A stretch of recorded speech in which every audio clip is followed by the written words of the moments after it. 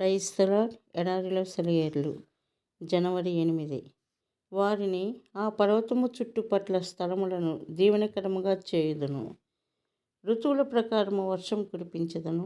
దీవెనకరముగా వర్షములు కురియును. యెహెజ్కేలు 34:26. ఈవేళ ఏ ఋతువు? అనావృష్టి కాలమా? వర్ష ఋతువు ఇంకెంతో దూరం లేదు. గొప్ప భారంతో కూడిన మబ్బులు కమ్మిన కాలమా? వర్ష ఋతువు వచ్చేసింది.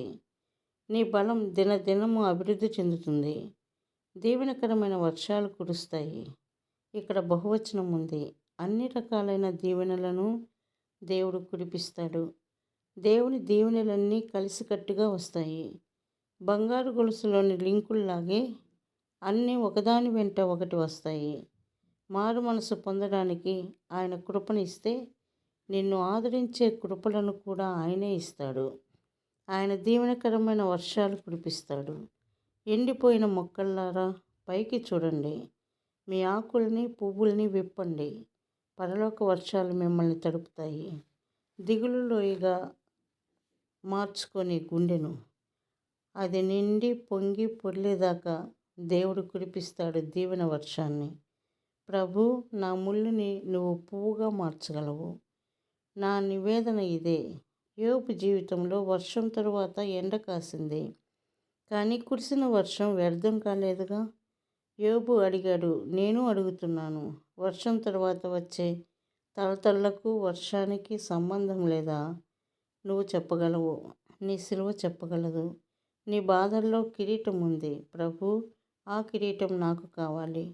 వర్షం కురిసి వెలిసిన తరువాత ఉండే తలతలంలోని తలుకుని నాకు బోధపరచు.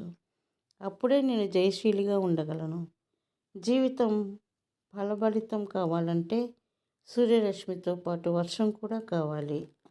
ఎండి పగుళ్ళు వారిన నేలపై జీవవాయువు పోసే వర్షం కావాలి. ఆ వర్షానికి తమ శాఖలు తడిసిపోవచ్చు. ధరణీతలం హరిత శాద్వలంగా మారాలంటే మబ్బు నీళ్లు కావాల్సిందే. భయాల మేళ్ళు బాధల వర్షాన్ని మోసుకొచ్చాయి. బ్రతుకు భూమిపై కురిసి గుండె లోతుల్లోకి తేమను తెచ్చాయి. దేవుని దివ్య సూత్రాన్ని ఆచరించగా పగుళ్ళు విచ్చిన దిగుళ్లలో నేలలో పచ్చదనం మందహాసం చేసింది. నిన్ను ఆవరించిన ప్రతి కారు మబ్బులో పౌలు రాసిన పవిత్ర వాక్కులు గమనించు. ఈ మేఘాలు నీ ఆత్మకు క్షేమాలు. అవి నీకు మేలే చేస్తాయి. అది నీవు గుర్తించు.